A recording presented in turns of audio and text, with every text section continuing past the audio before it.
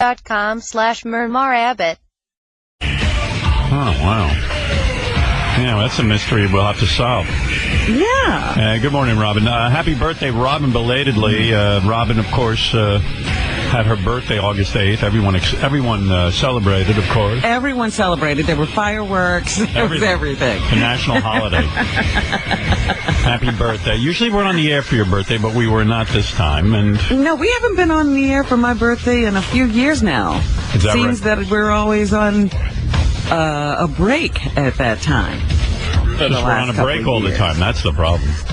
Yeah, but thank you for the most amazing birthday gift. It was way above and beyond. I tried to call Robin several times on her birthday. It is impossible to get a hold of her. Well, I did have guests, and we were running in and out of the house, and the last time you called, we were on the boat, so... Look at you. I was not quite near my phone all the time. She's the closest thing we have to a queen in America.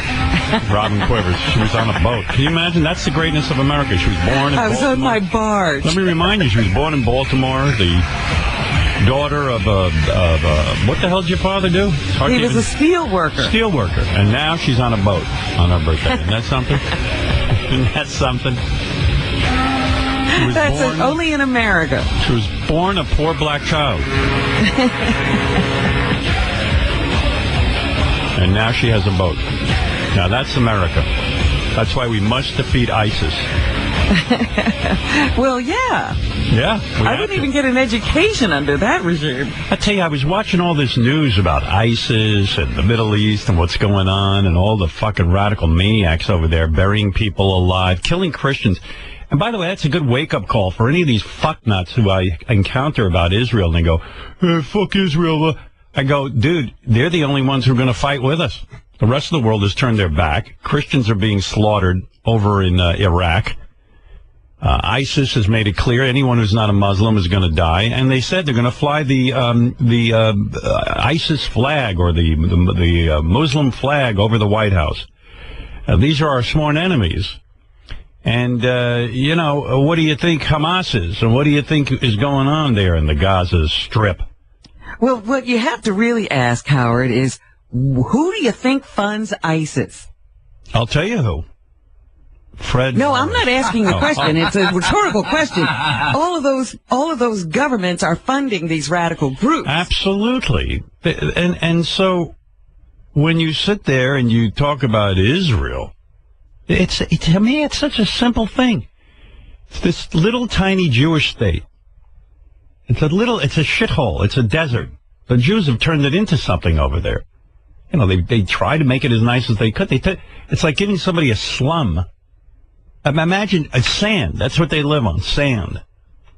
And they made it nice enough that now everybody wants them out of there. And so they're getting bombed every day. They're being told they're going to be wiped out. The same way the Christians are being buried alive. And they're defending themselves. Why is that so difficult to fucking see? I don't understand how you could see it any other way. They're defending themselves. And you could say, and all of these fuckers, like, Roger Waters, and not just him. I mean, those two idiot actors who came out. Javier Bardem. Oh, and Penelope Cruz. You don't hear a peep at any of these guys about what's going on in the Ukraine and how many people are dying over there. There are conflicts all over the world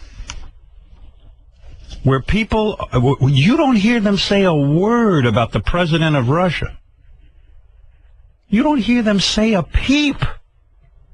They're anti-Semites, in my opinion. I don't know these people. I know Roger a little bit. Had Roger on the show. I love Pink Floyd. Didn't get into his feelings about Jews. They don't say a thing when those 200 girls in Africa were kidnapped by these marauders. They don't say a thing when the president of Russia invades the Ukraine. And you know how many children were killed? They don't say a word. They're nowheresville. The only time they piped up, the only time you hear from these fuckers Israel is a disgrace.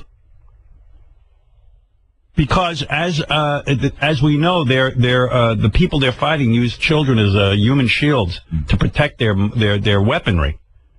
The only time they speak up, you got to question. How come the only time they speak up is in the case of Israel?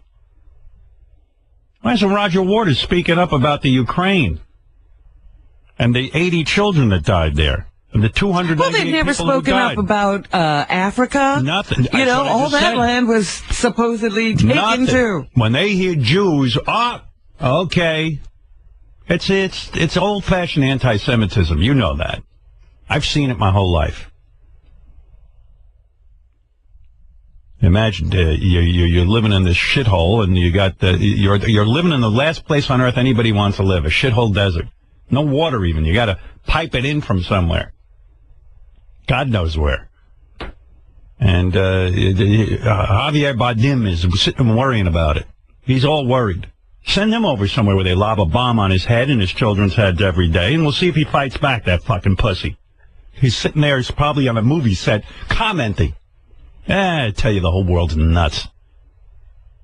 You know who I saw at the last AGT, the first live presentation of AGT? Who? Morty. Remember Morty from the Letterman show? Yeah, of course.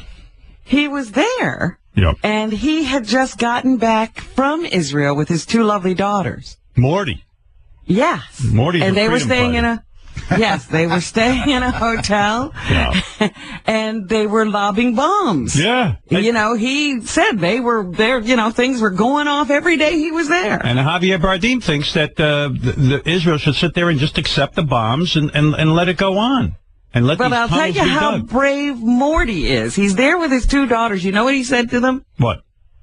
Well, we have earthquakes in California. The same thing. I always knew Morty was out of his mind.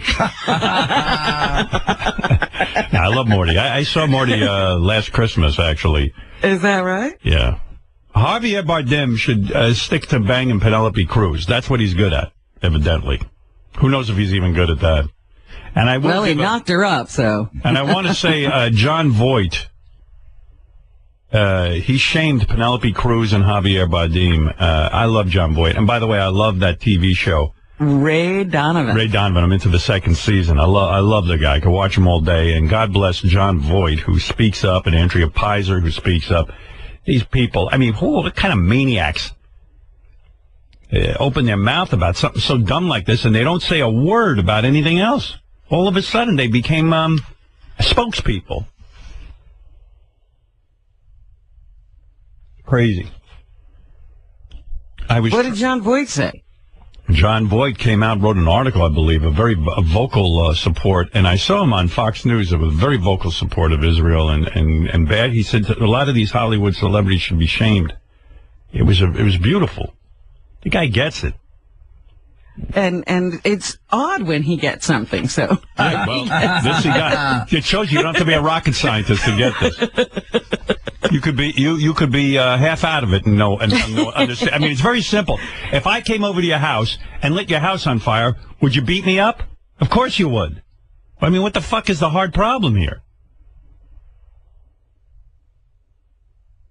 I realized something. I was sitting at home and I was talking. I had some people over, and everyone goes, "Did you see that article in the New York Times?" Now, that phrase, "Did you see that article in the New York Times?" I do it myself. It's to tell everyone how smart you are. Mm-hmm. Because no other newspaper. Do you say, "Hey, did you see that article in the Daily News, or did you see that article in the Post, or the Washington Times, or the USA Today?" You never reference where you read it. But I do this too. You see that article in the New York Times, you are proud that you read the New York Times. And that's there are two references that New Yorkers make. It's the New York Times and the New Yorker. Right. Yeah. If you say that. Did you read that in the New Yorker? Speaking of the New York Times, I'll do it right now. I was reading, I was just reading the front page of the New York Times on Monday, August 4th. And you know, it was all laid out there. It was plain and simple. We're doomed as a planet. I'm not saying that lightly. And I know most people know this. But I got to remind you, on one part of the paper was oysters are dying that I forget what state in our country it's in. I can't even remember. I read so many things, but oysters. Louisiana, maybe? Maybe. But the whole oyster population is being wiped out because of what man is doing to the planet. And for those of you who want to argue that, I'm not a scientist, but neither are you, but scientists are saying it's because of what's happening, the pollution, the carbon monoxide levels, or whatever. They had a whole scientific explanation. You can read it yourself. But the oyster population died. And then, like 2 columns over, they were talking about, I know where it was, the oysters. It was in Olympia, Washington. Okay? Yeah, I'm just seeing it in Washington. And then, and the other part of the paper, in the corner, Toledo bans water over toxin. Toledo bans water over toxins. We've polluted the water so much in Toledo, Ohio. They had to ban water. And I want to say to people, it's not a liberal conspiracy, you idiots. It's not. This is what's going on our planet. And I'll tell you the truth. This is the first time I'm glad I am what age I am. I don't want to be around for when the planet is completely fouled and everyone starts dying. It's going to be very depressing. And the planet will cure itself, by the way. Mother Nature always wins in the end.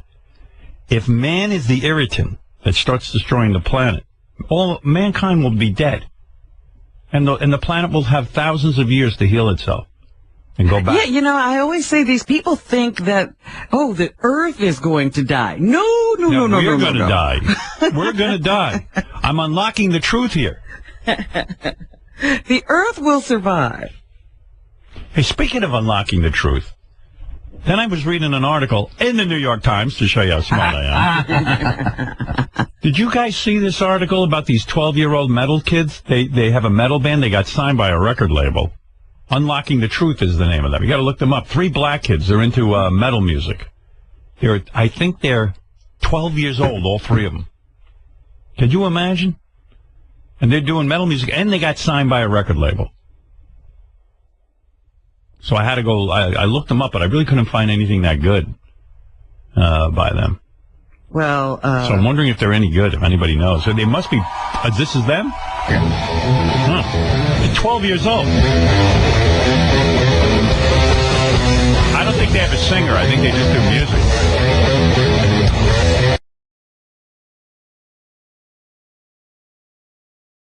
.com/Murmarab